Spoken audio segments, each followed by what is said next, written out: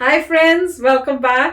तो फ्रेंड्स, आज का वीडियो है two Indian two wheelers manufacturers beat back 160 Chinese companies in Africa. और वाह, इंडियन बाइक इन अफ्रीका, और वाह, ये तो कमाल की न्यूज है। मुझे लग रहा था इंडिया के बारे में बता रहे होंगे कि इंडिया में कुछ बाइक व्हीलर्स जो टू व्हीलर्स है उसका, पर ये तो अफ्रीका में बता रहे हैं। वाह। तो चलो फ्रेंड्स, वीडियो शुरू करते हैं। पर उससे पहले अगर आप चैनल पर नए हो और आपने अभी तक सब्सक्राइब नहीं किया है तो जल्दी से पहले नीचे सब्सक्राइब के बटन और बेल आइकन को क्लिक कर लो, ताकि आपको हमारे सारे न्यू वीडियोस जैसे हम अपलोड करें उसका नोटिफिकेशन आपको मिल जाए। और वीडियो देखने के बाद अगर वीडियो पसंद आए तो कर देना लाइक और शेयर करना ये वीडियो अपने फ्रेंड्स और फैमिली के साथ। तो चलो फ्रेंड्स, शुरू करते हैं आज का ये video. Indian two wheeler manufacturers Africa के मार्केट में चाइनीज टू व्हीलर कंपनीज को न केवल प्राइजेस के मामले में टक्कर दे रहे हैं, बल्कि क्वालिटी और अच्छी आफ्टर सेल सर्विसेज की वजह से चाइनीज टू व्हीलर्स का आधा मार्केट खत्म कर चुके हैं। आपकी जानकारी के लिए बता दें कि आज से करीबन 10 साल पहले तक अफ्रीकन टू व्हीलर मार्केट का 95% हिस्सा चाइनीज टू व्हीलर कंपनीज के पास था और लगभग 200 चाइनीज कंपनीज अपने स्कूटर्स और मोटरसाइकिल्स अफ्रीकन देशों को चाइना से एक्सपोर्ट किया करती थी। अगर 2020 की फिगर्स की बात की जाए तो 200 से घटकर अब अफ्रीका में केवल 40 चाइनीज कंपनीज ही रह गई हैं और अफ्रीका का 50% मार्केट अब चाइना के हाथों से जा चुका है। बचा हुआ 50% मार्केट शेयर अभी इंडिया बेस्ड कंपनीज के पास है। और कमाल की बात तो ये है कि अकेले होंडा या यामाहा जैसी जापानीज कंपनीज नहीं है जो अफ्रीका का इतना बड़ा एक्सपोर्ट मार्केट कैप्चर कर चुकी हैं, बल्कि ये बजाज और टीवीएस जैसी भारतीय कंपनीज हैं जो अफ्रीका का एक बहुत बड़ा two wheeler market Chinese company से छीन चुकी हैं। आपको बता दें, अफ्रीकन कंट्रीज में बाइक टैक्सी को बोडा बोडा के नाम से जाना जाता है और बाइक्स को पर्सनल यूज के अलावा कमर्शियली टैक्सी की तरह भी इस्तेमाल किया जाता है। भारतीय कंपनीज के 50% अफ्रीकन मार्केट्स में भी बजाज का ही अकेले 40% मार्केट है और टीवीएस और बाकी की अन्य इंडिया बेस्ड कंपनीज का 10%। 2019 से 2020 के बीच ही बजाज लगभग 10 लाख बाइक्स अफ्रीकन देशों में बेच चुका है। आपकी जानकारी के लिए हम आपको बता दें कि बजाज इन बाइक्स को भारत से एक्सपोर्ट नहीं करता, बल्कि बजाज इन बाइक्स की असेंबली अफ्रीका में ही करता है। पर इन बाइक्स को कंप्लीट नॉकडाउन किट की फॉर्म में भारत से अफ्रीका एक्सपोर्ट किया जाता है और वहां पर इन सभी पार्ट्स और कंपोनेंट्स को असेंबल किया जाता है।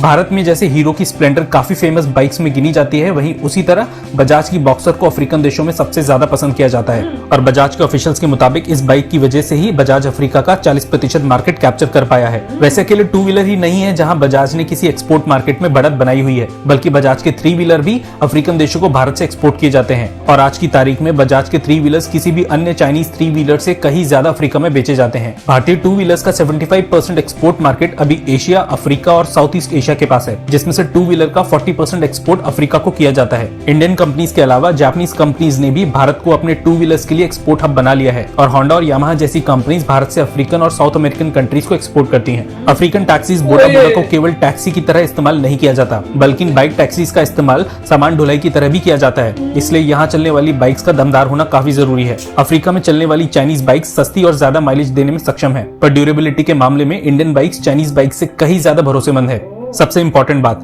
इतने दिनों तक चाइनीज टू व्हीलर्स इस्तेमाल करने के बाद अफ्रीकन्स को यह बात समझ आ चुकी थी कि चाइनीज बाइक्स सस्ती तो आती हैं, पर Chinese bikes after sale service में बिल्कुल भी भरोसेमंद नहीं होती, क्योंकि बजाज जैसी भारतीय कंपनीज इन सभी बाइक्स को अफ्रीका में असेंबल करती हैं और जिसकी वजह से स्पेयर पार्ट्स की अवेलेबिलिटी आसानी से हो जाती है।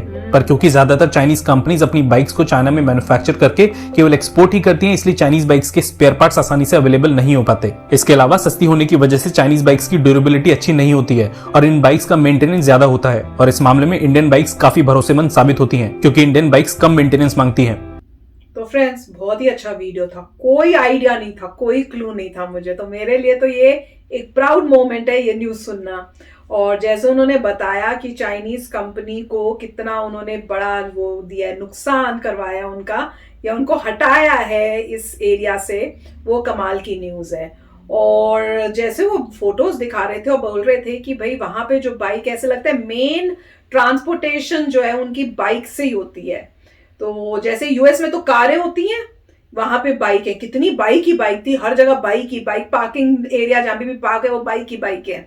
और कह रहे हैं कि वो खाली बाइक अपने पर्सनल यूज के लिए नहीं है, वो उसमें सामान भी ढोते हैं और एज वो क्या कैसे, जैसे हम लोग बोलते हैं टैक्सी, वो टैक्सी की तरह भी उसको यूज करते हैं। तो जो उन्होंने बोला, मैंने कहा टैक्सी, क्योंकि हमारे दिमाग में होता है टैक्सी का मतलब जैसे इंडिया में होता है, यहाँ तो टैक्सी नहीं होती, कैब होती है।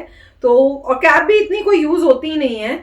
तो यहाँ वहां पे तो वो होती थी ना ब्लैक कलर की विद येलो रूफ वाली टैक्सी। मैंने कहा टैक्सी कहाँ से बन गई? तो फिर उसके बाद शायद मुझे लगता है वो कहते होंगे कि अच्छा 3 की सवारी है, इतने इतने पैसे दे दो, पीछे बैठ जाओ। वो अमेजिंग है, मेरे को कभी पता ही नहीं था कि अच्छा ये बाइकें भी कभी मतलब टैक्सी की तरह यूज हो सकती हैं।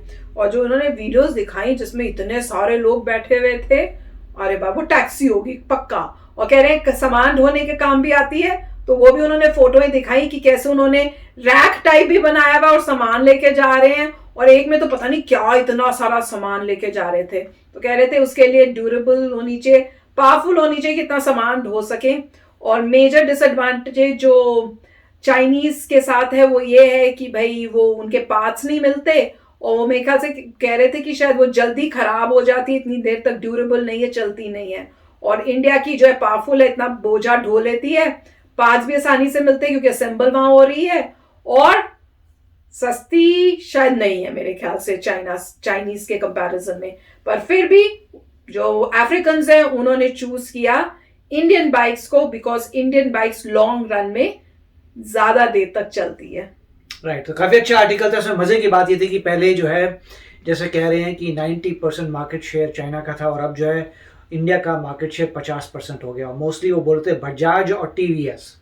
तो बजाज के स्कूटर तुम्हें पता ही है, वो एक बात। अच्छा, हमारे टाइम में जब वो बजाज ऐड होती थी तो बजाज के स्कूटर्स ही होते थे ना। तो बजाज तो बहुत ही मतलब जबरदस्त स्कूटर है। एक स्कूटर ले लीजिए बजाज का, तो आपको पता ही है सदियों चलता है। तो वही अच्छी बात है कि यहाँ पे नजर आ रहा है अफ्रीका में भी लोगों को कि बजाज का स्कूटर ज़्यादा रिलायबल है, और उसकी क्योंकि असेंबल वहीं होता है तो उनको पार्ट्स आसानी से मिल जाते हैं, मेंटेनेंस आसान है, लॉन्ग टर्म में उनको फ़ायदा नज़र आ रहा है। इसीलिए ऑब्वियस रीज़न है, अगर कोई रीज़न होता है तभी तो आप देख सकते हैं मार्केट शेयर कैसे चाइना का 90% से अब कम हो गया है और इंडिया ने एटलीस्ट 50% कैप्चर कर लिया है।